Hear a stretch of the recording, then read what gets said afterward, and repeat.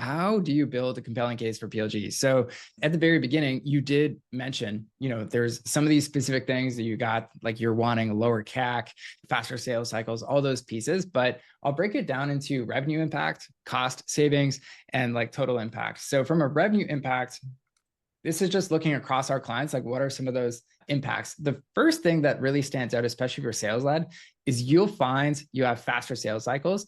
And why that is the case is because people can actually try your product, get to the value on their own. There's less convincing. It's just the product did it for you versus you having to tell them.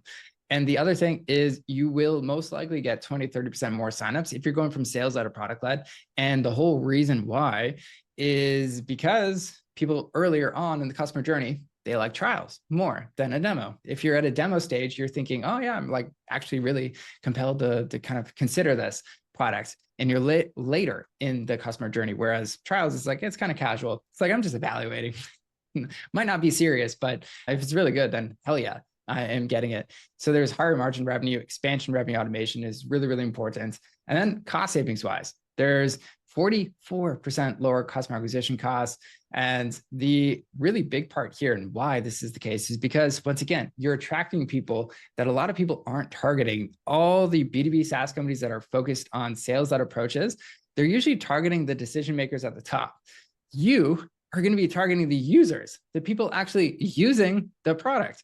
And good thing, most people aren't targeting those people because still majority of the companies in SaaS are sales-led versus product-led. So that's a humongous advantage to go through.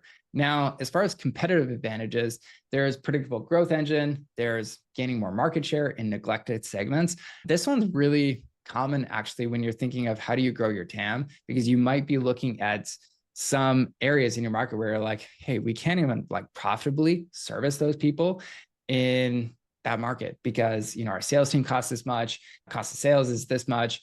But if we had a product-led motion, that could totally solve it. And then we also have rapid global scale, superior product feedback are really, really helpful because you just learn so much more from the volume of users versus having, hundreds of customers versus, tens of thousands. And then viral growth, if your product allows for it, can be a massive unlock.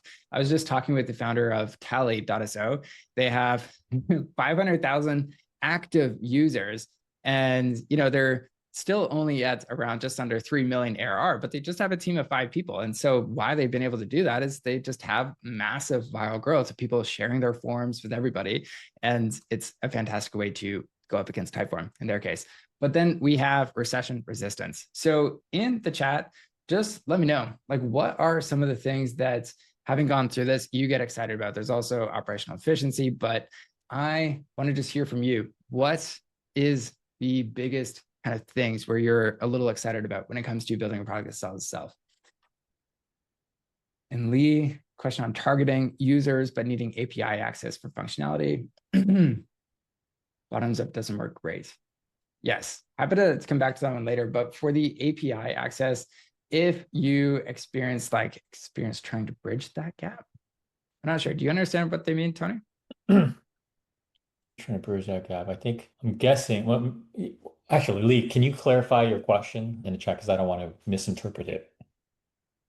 Okay. Well, while we're doing that, the kind of recap for this part of building a compelling business case is you really ultimately, the whole goal here is you want your product to become your best employee. So the best salesperson, best customer success rep, best marketing channel, and then onboarding expert as well, is that's going to save your team a ton of time with onboarding every one of those new users.